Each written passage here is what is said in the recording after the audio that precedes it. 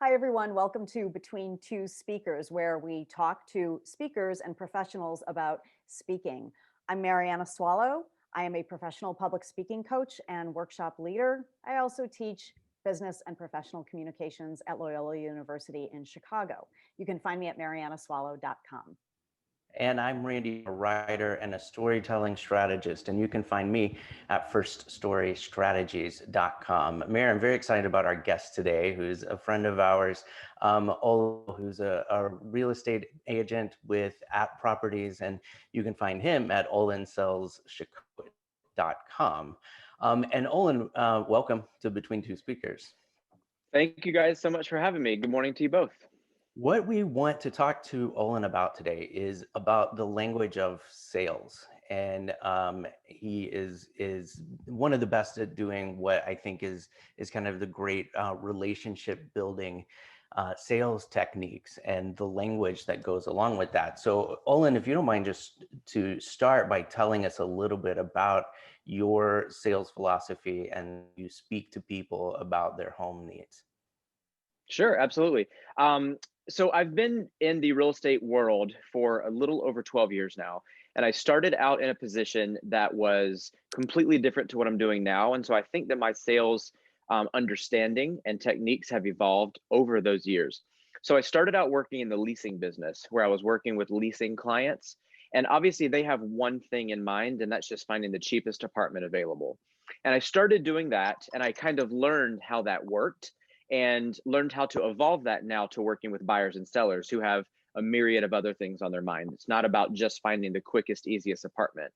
It's about, if you're a buyer, finding a great deal in a great location, making sure that all your needs are met. And then on the flip side, if you're a seller, being able to sell at top dollar for the shortest amount of time on market, making it a great transaction for both sides. And so I kind of look back at what I learned being a baby in the real estate industry and how that's gotten me to where I do work with buyers and sellers today. And it's ironic that we're talking about sales because in Illinois, they actually changed the title of what we do. So we are not considered salespeople or a real estate salesperson any longer.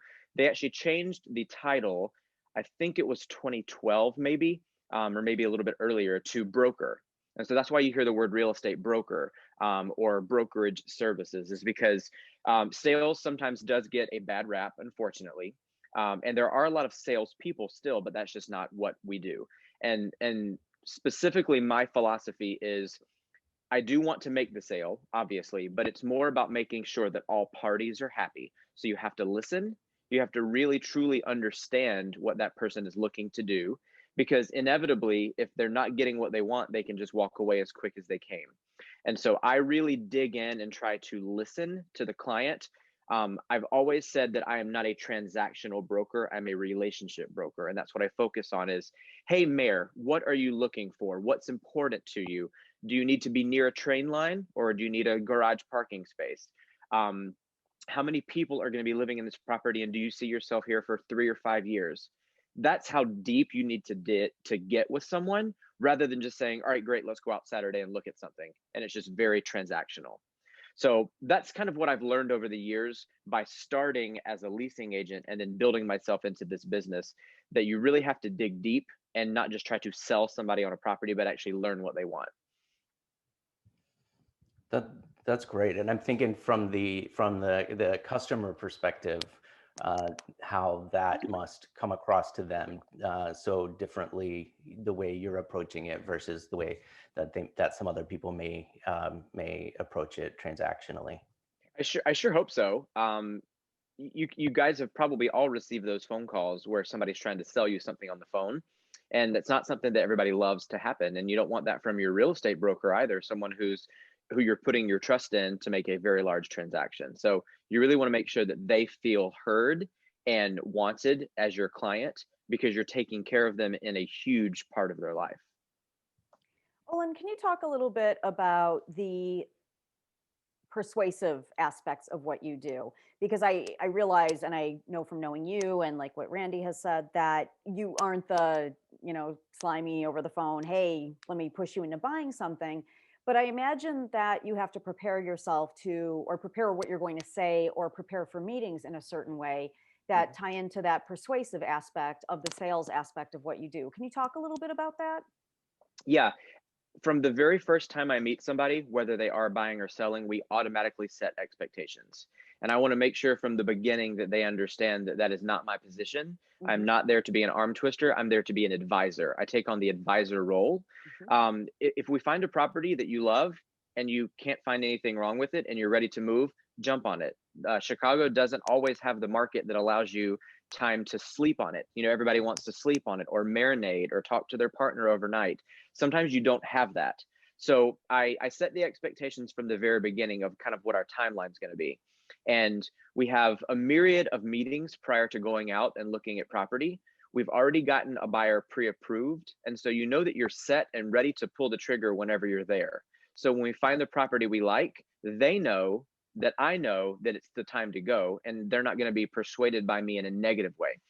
The art of persuasion in sales is about giving the facts that they need. So I never want to twist somebody's arm into making a quick decision, but I always make sure that they're aware of the timing. So if I know that there are other people also potentially writing an offer that day, if I know that it is going to have an open house that weekend where there's going to be a lot more eyes on it, there's the art of making sure they understand the timing and don't feel pressured, but do feel the pressure, if that makes sense. Because you want them to understand it's not like, you know, walking into a clothing store, you get to try on a shirt really quick. And then if you don't like it, you can return it. This is buying a home. So you do want to make sure that you have all your ducks in a row. But at the same time, you don't want to miss the opportunity just because you need to sleep on it overnight.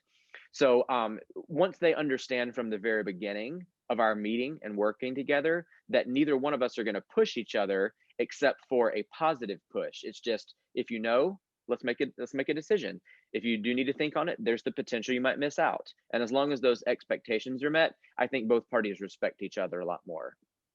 That makes complete sense because that why helping them understand why they can't sleep on it from a reality standpoint, as opposed to if you sleep on it, I might lose this commission, which might be the impression that they Right. get from some of the pushier types. So that persuasion comes from building up the trust. And tying this back into speaking, I think that also would be the same if you were public speaking and any kind of audience as well. Well, it's funny you bring that up because some of the partners that I work with that are real estate attorneys or real estate lenders, we do first time home buyer seminars where we are speaking and we're talking to buyers and people who are interested in getting into the real estate world. And we have to stand there and make sure that we're not preaching at them, but that we're also not speaking too elementary to them. We want to make sure everybody knows everything. And one of the things that you just said, Randy, about not making a commission, I don't shy away from telling people how I get paid. I think that's very important because if a buyer doesn't understand what my role is, then why are they going to trust me and respect me with my time? You know, I could meet you today and you not close on your property until May, and I get paid $0 until you close. So unless they understand that you are giving them all of your time and energy and respect, not even knowing if the transaction is going to come to fruition at all, or there's a myriad of things that can happen in between now and then, they then respect you more and understand that this is your job and that you do need to get paid, but that it comes at a later time. So, Randy, I actually say, are you aware of how I get paid? Especially on the seller side, aware that you're paying for the seller and the buyer because the people that bring your buyers in are also doing the same thing that I'm doing. So it's an understanding that I think everybody in the transaction needs to know. And I've made that mistake before where I didn't explain that, and the buyer thought that, you know, I was getting paid by my company or that they had to pay me on a monthly basis or something like that. So I always bring it up in the very beginning so that we're all on the same page too. I love that, and the fact that you mentioned education is persuasion reminds me of something I haven't thought about in a long time, which is my freshman year of college when I was in a department-wide public speaking competition, and the judges disqualified me. They said that my speech was supposed to be persuasive, and it came across as educational. And luckily, my professor, Mayor, thank you. Are amazing, stepped in and backed me up because he said, in my class, I teach that education is persuasion. Mhm. So if he was not coming across as persuasive enough, if he was laying the groundwork with information, then that counts. And I got back into the competition. I hadn't thought about that in a long time, but you're right. That's a lesson that I've learned, and I think we all can appreciate from a sales perspective too.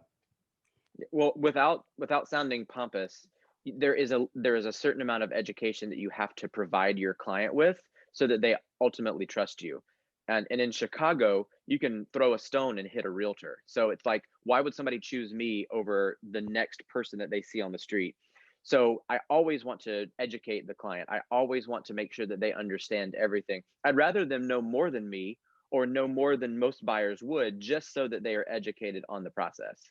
And so I've, over my years in the business, I've taken a number of classes to better educate myself.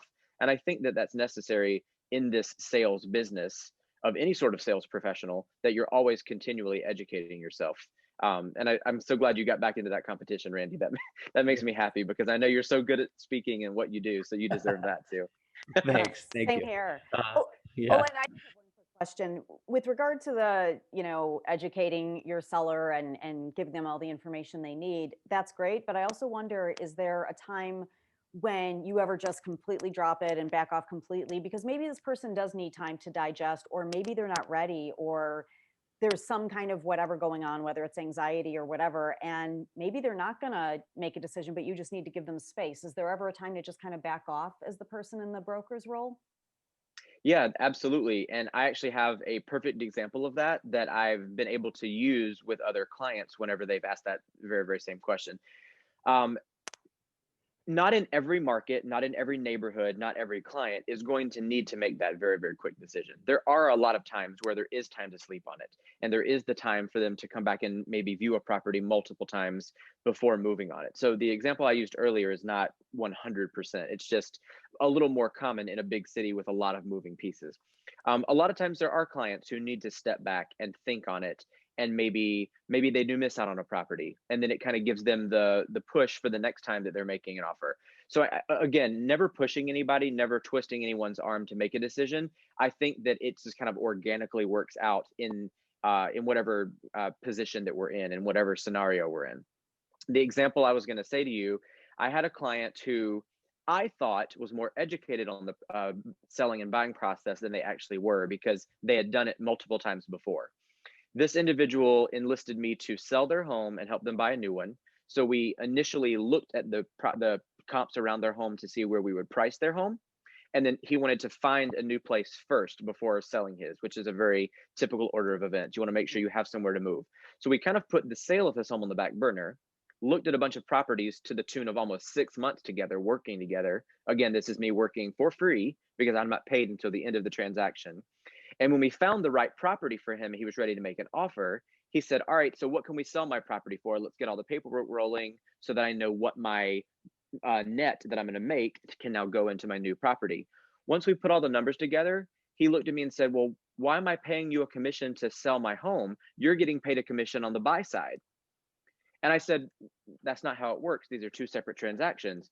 I'm working to sell your home, and therefore I have to pay another broker out.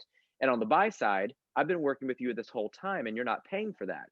And he just did not comprehend it, and thought that since I was selling one property and helping buy another property, that he didn't have to pay me. So right then and there, I had to put my foot down and say, that's not how it works. I'm sorry that you were misinformed. If you want some time to think about it, that's fine. He said, nope, I don't want any time to think about it at all. It's either all or nothing. And I was like, okay, well, then we're done here. And I, in essence, fired the client after having spent 6 months with him, because he didn't have the education. He didn't have the understanding of how this business worked. And he thought he was going to pull something over on me and have me list his property for free because I'm helping him buy one. And that has always stuck in my brain, because I don't want anybody else to think that's how the whole buying process and selling process works. I want them to be educated from the beginning, because he missed out on a great property, and to this day, 4 years later, he still hasn't sold his home. He just kind of put the whole process off. So that's kind of a kick in the butt for me, to make sure that everybody is aware and educated from the very beginning. Awesome. Well, thank you for being here, Olin, with at Properties, olinsellschicago.com. Concierge level hospitality is what you provide, and what you call that You education and got it. relationship process. And thank you all for being here for another edition of Between Two Speakers. I'm Randy Ford. I'm Marianna Swallow. We'll see you next time. Bye-bye. Bye-bye.